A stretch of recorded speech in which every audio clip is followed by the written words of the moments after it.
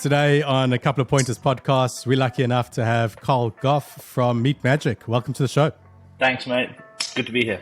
And I'm pretty excited to talk to you because I love the concept of your product. I think it's pretty novel, and I think the way you're doing it is very interesting. Tell us a bit about it. Thank you. Novel. I call it the best ROI on the planet right now. I think you came up with this idea probably 5 years ago, and I've been in sales for 20 years, so I get it. I understand what salespeople are up against. I understand what marketing teams are up against. So I just came up with a brand new way to do things. I think when you look at the traditional marketing teams, it's slow, it's costly, and it's unpredictable to get access to exec. I've just flipped it on its head and made it predictable, fast, and low cost. And we're doing something good with each of those meetings because we're donating to charity at the same time. So it's just a new model, but it's working. So I think dumb it down for the audience and don't assume all of that prior knowledge. Just in a few lines, like, what is the product? Well, Meetmagic is it's basically a B2B platform that connects business leaders for one-on-one collaboration meetings. So the whole idea is we use a matching algorithm to match the salespeople with the execs, and they can go and have a meeting on our platform. It's that simple. Amazing. And pay per meeting, you don't pay for meetings that you don't have. Seems like good value.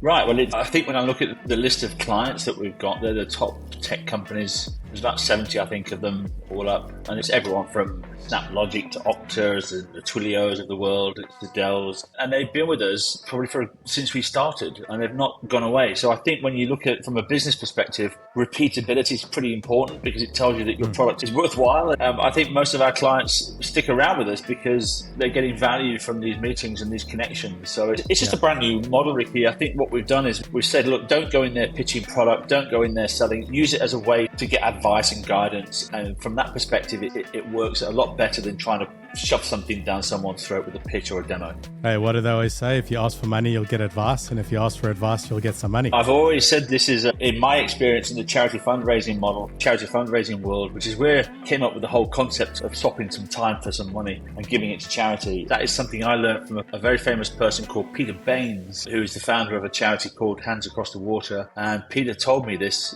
quite a few years ago now, and he said exactly those words. If you go asking for money, you get some advice. But if you ask for some advice, you might get some money. And there's never anything truer said than that. I think probably the best thing that a salesperson could learn, to go in there and seek some guidance and ask for some advice. And that's what we're trying to do with these meetings. We want the execs to come on board and share some stories and give some tips to the salespeople on what their product is or where it fits, or just share some stories and some guidance. Look, I love that. Most of the clients that Pointer works with, we're trying to figure out product market fit. We're trying to help formulate a go-to-market strategy. They're usually earlier stage and they need support in kind of understanding the route, and we're providing a layer of strategy, a layer of management, and a layer of execution for them to get there. For companies that have gotten there and all they need is meetings with top level execs, I think a solution like yours is amazing. But now, the names you mentioned are primarily enterprise. Is that where you're finding a good fit? Enterprise wanting to speak to enterprise? Well, I think when you look at it, the venture capital market are invested, prior to this whole meltdown, the venture capital market had a lot of cash and they were throwing it into these companies to grow at all costs, and they had to scale. And obviously, if you're a company on your A round of funding, then your job is to go and grow the business, because that's the whole point of getting that A round, is to scale. And so they would come to us and ask us for those connections, because quite honestly, if you're going to spend $20,000 or $30,000 going to a conference or having a round table, you'd be much better off having 20 or 30 one-on-one conversations with your target market. Because if you can't sell something in those 20 or 30 meetings, you've got more than a sales problem. I lost a deal where somebody came to us wanting us to set up meetings for them. We gave them the price. Anyway, the company that we lost the deal to was charging $1,300 per meeting that they booked up with the C-level execs that we were hunting. So that's what they were charging. When this prospective client of ours took it to their head office to say, hey, we found an agency that will do it for $1,300 a meeting, what do you think this exec of this big cybersecurity company in the US said? He said to them, yeah, what do you think? What do you reckon? I reckon you told him to sling it. No, I was shocked. They said, that is so fucking cheap. Would this company be willing to work worldwide? Wow. Right? Yeah, I've always said we're underpriced. Yeah, you're underpricing, right? So are we. So we are too cheap for this deal, right? But when you actually weigh in the costs of everything from your fucking data sources through to your overheads, to all of it. When you are willing to attribute your marketing manager and your CMO's salary down to the lead level, what you are paying per lead is a hell of a lot more than people want to admit. Yep, totally agree. And you look at SEO, you look at SDRs, you look at your marketing campaigns, your conferences, and all that stuff, your salaries that you're paying. Literally, it is way more than $1,000. I've often said we're underpriced at our price. Look, it really does depend. We have customers that will set up easily 2 meetings a day. We have a customer that will set up 2 meetings an hour. They've got such a good market fit and such a big TAM. But then there are other customers that 8 meetings in a month are a real success. So it really does vary. And how are you getting these? Are you picking up the phone cold calling? Yeah. So we classic outbound, your full omni-channel. We're doing LinkedIn. We're doing emails. We're doing calling. We're seeking internal referrals. We do primarily account-based marketing. Like that's us as an agency. That's what we focus on. Most of our customers will come to us and say, hey, Ricky, there's 140 companies that we could target in Australia, and it's not worth it for us to set up a full team and operation there, but we do need those 140. Can you get in the door with us? And we'll say, no problem. Like we'll have you sitting down in front of 60 out of those 140 within the year. But like that's very targeted. Now they might, I should probably be checking your fucking platform, because if 6 of those 60 are on your platform, it's probably cheaper for us to buy the meetings from you than all the effort we go through to get there. Like I really love this idea of a community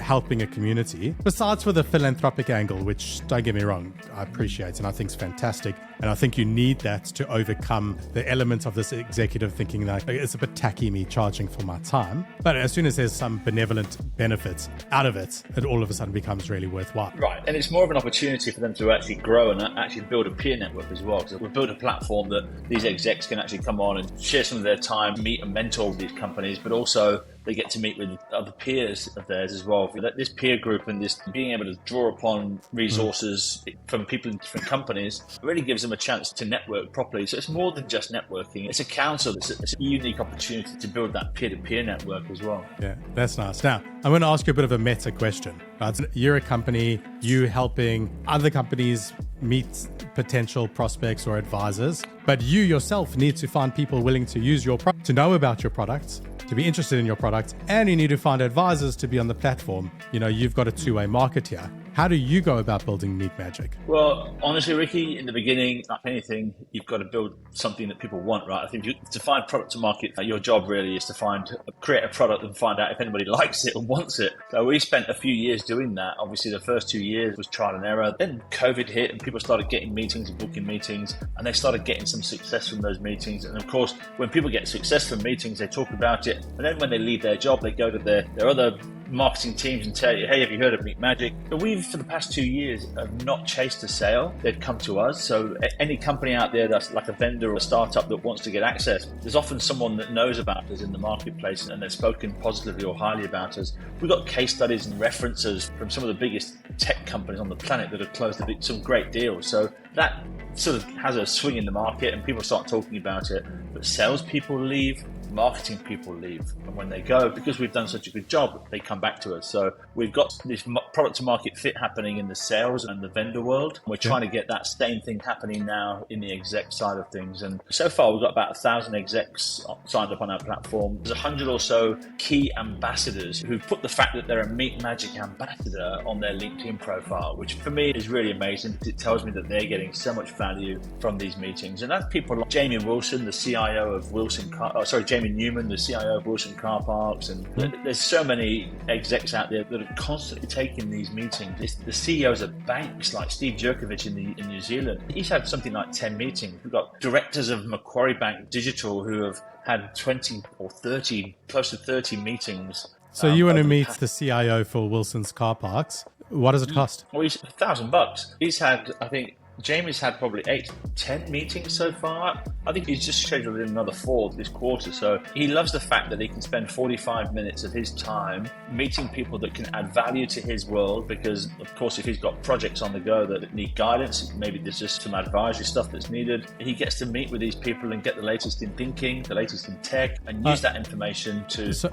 is he using your platform to book meetings with other people, or other people booking meetings with him? Well, our platform is a place for the execs to actually come on first. So the execs tell us what their preferences are. They sign up, they tell us their preferences, and we then use our algorithm to match with the vendors on the other side. So the vendors then get to write to Jamie on the platform, and Jamie then gets to say, yes, I want to meet with you. They can click and schedule that meeting through the platform, and then they can actually have the meeting on the platform because we've inbuilt video into the whole thing. So it's a great way for the execs to meet with the market or meet with vendors. If they've got a project in cyber or a project in, I don't know, data analytics or whatever it is they've got going on, there's always some projects out there in transformation, right? I think the whole world is transforming it.